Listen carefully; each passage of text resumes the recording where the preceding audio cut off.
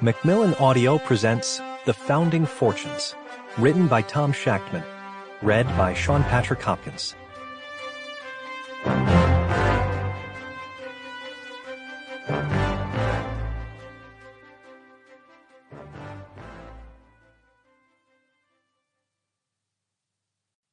Part 1. Colonial Matters, 1763 to 1766. 1. Offensive Acts.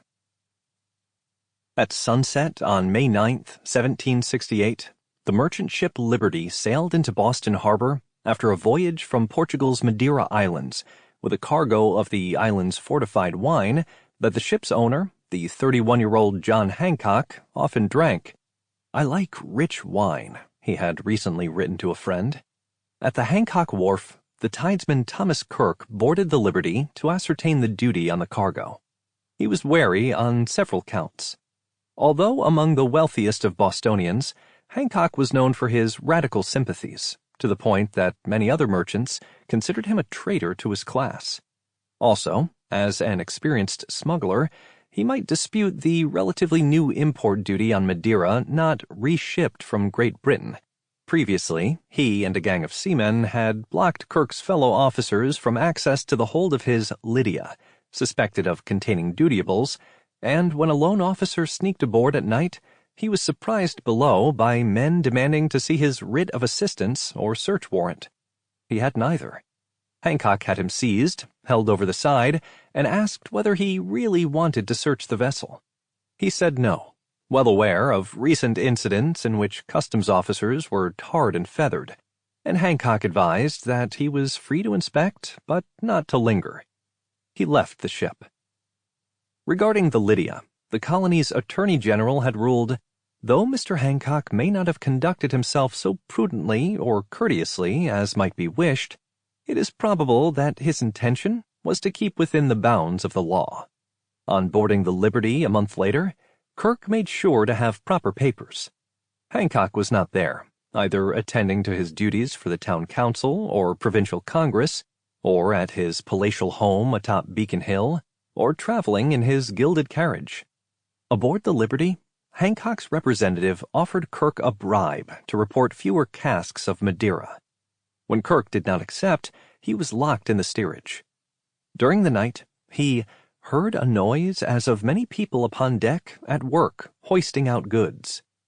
Released, he was warned not to say a word, and he didn't. He reported the Liberty as carrying just 25 pipes, casks of 125 gallons each, a quarter of its capacity. Hancock paid the duty, and that seemed the end of it. Business as usual. Collusion was rife. In an article, Stephen Hopkins, former governor of Rhode Island, accused Massachusetts officials of shutting their eyes, or at least of opening them no further than their own private interest required. A month later, as Hancock's Liberty was being readied for another voyage, the HMS Romney entered Boston Harbor, and everything changed. The 50-gun warship had been sent to overawe and terrify the inhabitants of this town into base compliance and unlimited submission, according to a Boston newspaper. Its presence emboldened Kirk to recant his 25 pipes report and to charge that Hancock had evaded import taxes. This gave the port commissioner reason to have a broad arrow painted on the Liberty's mast, a sign of imminent seizure. The Romney's Marines approached in small boats and prepared to haul the Liberty away. Hancock was not there, but 300 to 500 other men gathered at the pier to protest the seizure. Revolutions that produce lasting change, rather than just disruptions, cannot succeed without the participation of both the rich and the poor. The British seizing of the Liberty provided Americans with a specific object on which to act in unison, a rich man's ship that poor men decided to defend. They ripped up paving stones and threw them at the Marines.